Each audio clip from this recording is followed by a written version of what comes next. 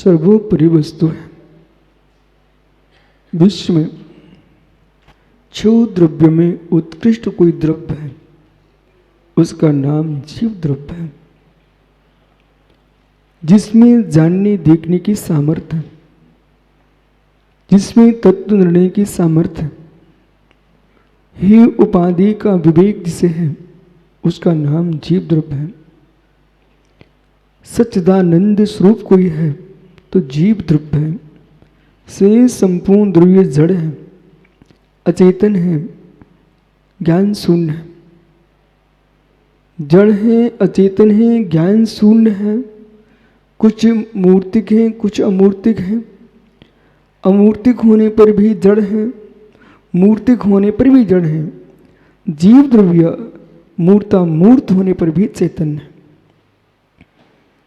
बंध अपेक्षा से जीव मूर्तिक है, अबंध अपेक्षा से जीव अमूर्तिक है। जीव प्रमित्व आदि गुण की अपेक्षा से अचेतन है, ज्ञान आदि गुण की अपेक्षा से चेतन है। चेतन अचेतन स्वभावी भगवान आत्मा फिर भी अचेतन होने पर भी स्पर्श रस गंध वर्णभूत नहीं है, निश्चय नहीं से।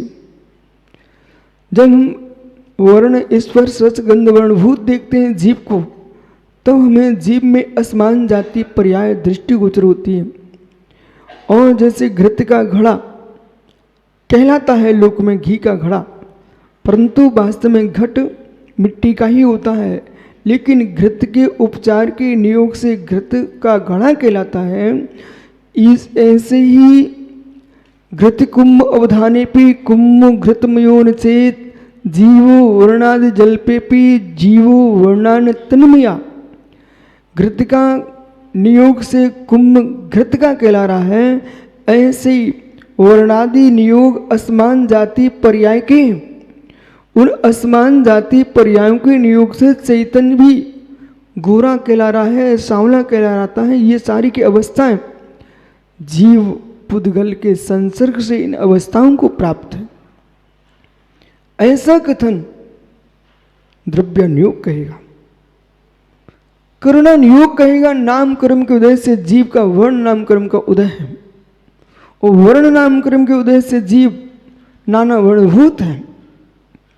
संसार में जितनी वर्ण सब जीव के हैं, संसार में जितनी वर्ण सब जीव के हैं। ऐसा कोई वर्ण नहीं है जो जीव का ना हो, और जीव के होने से वर्णों में परिवर्तन होता है। यदि आप कहो पत्थरों में रंग है, तो वो भी एक इंद्रिय जीव है। आप कहो वृक्षों में रंग है, वो भी एक इंद्रिय जीव है। जीव के वर्ण नाम कर्म के उदय से उसको वर्ण प्राप्त हो रहा है, ये भी सत्य है। और जिन जीवों को जो रंग अधिक पसंद है, अब ध्यान दो, जिन जीवों को जो रंग बहुत पसंद है, मित्र चिंता मत करो, उसी रंग के राग में तुम मर गए तो उसी रंग की वर्ण के तुम कीड़े बन जाओगे। एक बारिश में नाना रंगों के कीड़े होते हैं, और ये वनस्पति एक रंग की नहीं है, वनस्पतियां लाखों वर्णों की हैं। चंपा, चमेली, जूही, नारंगी, नाना प्रकार के तुम्हें पुष्प दिख रहे हैं, फल दिख रहे हैं, ये सब वनस्पतियां ज्ञानी वही हैं जिन्होंने पूर्व पर्याय में निदान बंद किए थे, ऐसे नियोग किए थे, राग किया था, उसके नियोग से उनको वही बनना पड़ गया। विश्वास मानिए, जो जिनालय के सामने आपको सुंदर अशोक वृक्ष दिख रहा है, सुंदर शोभायमान वृक्ष पौधे दिख रहे हैं, आप चिंता मत करो, ये पौधा यहीं क्यों लगा? ये वे जीव हैं जिन्होंने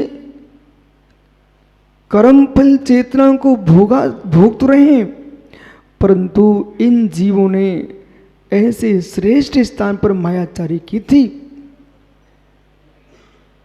तीर्थ भूमियों में, निर्गंत गुरुओं के पादमूल में, जिनवाणी के सामने, अरिहंत परमात्मा के सामने बेचारे मायाचारी कर चुके, परंतु नियोग उनका धार्मिक था, इसलिए धर्म क्षेत्र पर पौधे लगे हुए हैं, परंतु मायाचारी का परिणाम ही है कि वनस्पति बने खड़े हुए।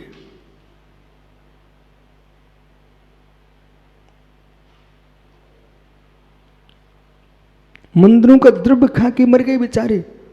सो मंदिरों में फूल बने खड़े हुए हैं, नारियल बने खड़े हुए हैं। अब बेचारे अपनी पर्याय का जो पाप बंद किया था उसको चुका रहे हैं। स्वप्न में भी कभी विचार मत कर लेना कि उच्च स्थान पर नीच परिणाम हो जाए। उच्च स्थान पर नीच परिणाम हुए तो गति नियम से नीच होगी। अधूर स्थान पर ऊर्ध्व परिणाम हो तो श्रेष्ठ है। अधूर स्थान पर ऊर्ध्व परिणाम हो तो श्रेष्ठ है। ऊर्ध्व स्थान पर अधो परिणाम हो ये श्रेष्ठ नहीं है। ऊर्ध्वगमन चाहिए तो ऊर्ध्व परिणाम चाहिए, ऊर्ध्वगमन चाहिए तो ऊर्ध्व परिणाम चाहिए, ऊर्ध्व स्थान चाहिए तो ऊर्ध्व परिणाम चाहिए। स्थान की ऊंचाइयों की आकांक्षा रखते हो तो भावों के स्थान को ऊंचा बढ़ाइए। स्थान की ऊंचाइयां चाहते हो तो गुण स्थान को ऊपर बढ़ाइए। आदेश की ऊंचाइयां चाहिए तो ओक को ठीक कीजिए। मैं श्री षट्खंडागम की भाषा बोल रहा हूं। आदेश की ऊंचाइयां चाहिए तो ओक की ऊंचाइयां बढ़ाइए। आदेश की ऊंचाइयां चाहिए तो ओक की ऊंचाइयां बढ़ाइए। इस शब्द को भी सुनो आप। आदेश की ऊंचाइयां चाहिए तो ओक की ऊंचाइयां बढ़ाइए। देखो आपकी भाषा में बोलता हूं। कोई एक कर्मचारी है, वो चाह रहा है कि शासन की तरफ से आदेश हो जाए, मेरी पोस्ट ऊंची हो जाए। कोई एक कर्मचारी है, वो क्या चाह रहा है, या तो केंद्र से आदेश निकला है या प्रदेश से आदेश निकला है अथवा राज्य से आदेश निकला है अथवा जिले से आदेश निकला है। कहीं ना कहीं से ऐसा आदेश निकलना चाहिए कि मेरा स्थान उच्च हो जाए। बराबर आदेश निकला है, आदेश ऊंचा चाहिए आपको, तो फिर ओक बढ़ाइए। यदि आपको आदेश की ऊंचाइयां चाहिए तो अपनी योग्यता को ऊंचा बढ़ाइए, तभी तो आदेश आपके लिए निकलेंगे ऊंचे। अब जैन सिद्धांत क्या हो रहा है, कर्णानुयोग की भाषा में श्री पुष्दंत भूतबली स्वामी, आचार्य प्रवर और वीरसेन स्वामी महान जैनाचार्य दिगंबर योगेश्वर लिखते हैं आदेश और ओग। आदेश यानी मार्गणा स्थान, ओग यानी गुड़ स्थान। तो मार्गणा स्थानों में गई इंदिचिकाए जोगे वेदे कसाय नाने संयम दंसन लेश भव्य सम्मत सन्य आहारे निर्गन सागर जी सम्मत सन्य आहारे।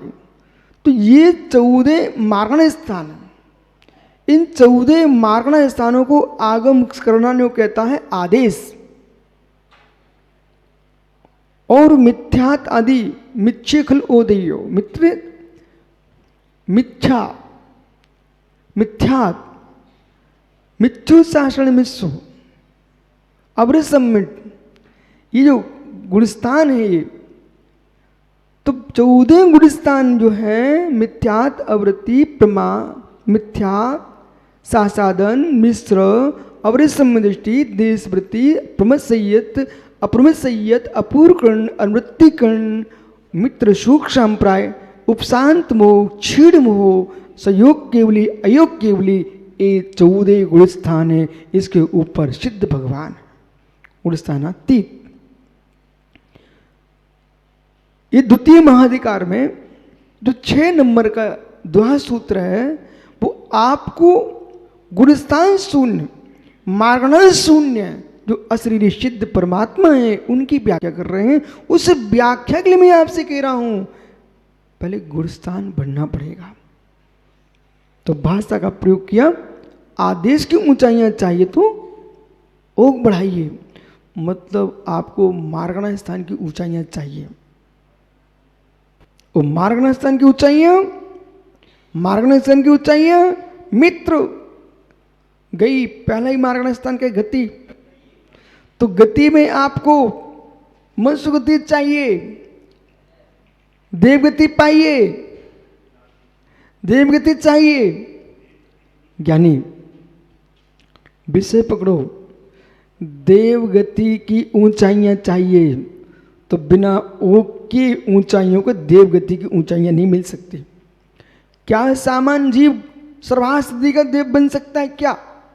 क्या सामान्य जीव ग्रीवक जा सकता है? क्या नहीं जा सकता। सामान्य जीव अनुतसों में जा सकता क्या? अनुत्तरों में जा सकता क्या? सौत्रबंद्र बन सकता क्या? दक्षिणेंद्र बन सकता क्या? नहीं बन सकता। अब सुनिए ध्यान से, लोकांतिक बन सकता है क्या? बराबर। अब पुणे ही आना पड़ेगा, आदेश की ऊंचाइयां चाहिए तो ओक की ऊंचाइयां बढ़ाना चाहिए। बराबर। कर्णानुयोग की भाषा कर्णानुयोग से मिलो। ओक की ऊंचाइयां, आदेश की ऊंचाइयां चाहिए तो ओक की ऊंचाइयां बढ़ाइए। ओक की ऊंचाइयां बढ़ाने के लिए पूर्व में आदेश भी ऊंचा चाहिए, ये भी सत्य है। पंडित बराबर पकड़ो। ओक की ऊंचाइयां चाहिए बोले तो पूर्व में आपको आदेश की ऊंचाइयां भी चाहिए, और आदेश ऊंचा चाहिए तो ओक की और ऊंचाइयां चाहिए। क्या रहस्य है? जिस जीव का आदेश ऊंचा होगा, यानी गति ऊंची होगी, वही जीव चारित्र की ऊंचाइयां पा पाएगा। देव असंयम गुण स्थान से ऊपर नहीं चढ़ पाते, नार की असंयत गुण स्थान से ऊपर नहीं चढ़ पाते, त्रियंच देश संयत से ऊपर नहीं चढ़ पाते।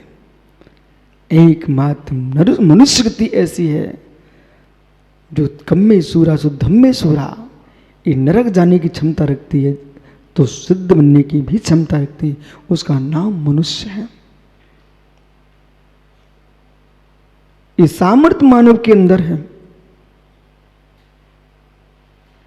जितने यहां बैठे हुए हैं, अपने बाल्य जीवन के पारे पहुंचो भूत में। आप सभी अपने बाल्य जीवन के भूत में पहुंचिए। क्या निर्मल परिणाम थे, क्या ऋजु भाव थे।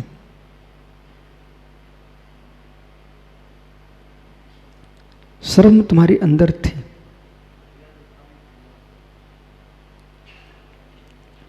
जो बाल अवस्था की जो शर्म है, बाल अवस्था की लज्जा है, बाल अवस्था का निर्विकारपना है, वो परिणति का नहीं है। एक विशेष समझना, वो परिणति का नहीं है, वो बाल्य गति का है। वो परिणति का नहीं है, वो बाल्य गति का है, वो बाल का प्रत्यय है। बाल पर्याय की प्रत्यय शक्ति है। अब पुरुषार्थ कब लगेगा आपका? बाल्य अवस्था में जो सरलता थी, तुम्हारे शरीर में शक्ति नहीं थी कुटिल होने की। बाल्य अवस्था में जो संयम पड़ रहा था, आपका शक्ति नहीं थी असंयम करने की। बाल्य अवस्था में जो तुम बहुत एकदम सरल मृदु दिखते थे, कठोरता की योग्यता नहीं आ पाई थी। इसलिए बाल्य जीवन की सरलता, बाल्य जीवन की नाजुकता, वो तुम्हारी कल्याण में लाभकारी नहीं है। बाल्य अवस्था में जो सरलता थी, बाल्य अवस्था में जो मृदुलता थी, बाल्य अवस्था में जो सहजता थी, उससे युवा बन के पुनः प्राप्त कर लेना, इसका नाम संयम है। इसका नाम संयम है, इसका नाम भाव शुद्धि है। कुछ नहीं है भूला पीयूष, कुछ नहीं है। आप लोग रहस्यों की विद्या सुनो। जो तुम शिशु में थे, वो 18 वर्ष तक से लेकर के 80-90 वर्ष तक वैसा पुनः मन बना लेना, इसका नाम संयम है। अब सुनो मित्र, मैं यही शब्द आप लोगों को सुनना चाहता था कि आप कितने पंडित हो। वो अज्ञान श्रेष्ठ है, वो अज्ञान श्रेष्ठ है जिसमें कसाय का अब्रह्म का ज्ञान न हो। वो अज्ञान श्रेष्ठ है जिसमें कसाय अब्रह्म का ज्ञान न हो। वह ज्ञान श्रेष्ठ है जिसे ब्रह्मचर्य और संयम का ज्ञान हो।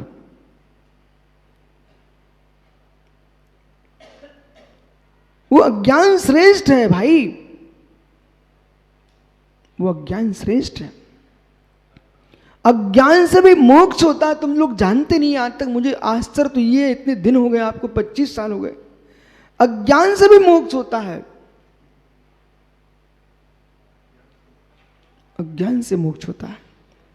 पर जिस अज्ञान की मैं व्याख्या कर रहा हूं, उस अज्ञान को पहले आपको समझना चाहिए।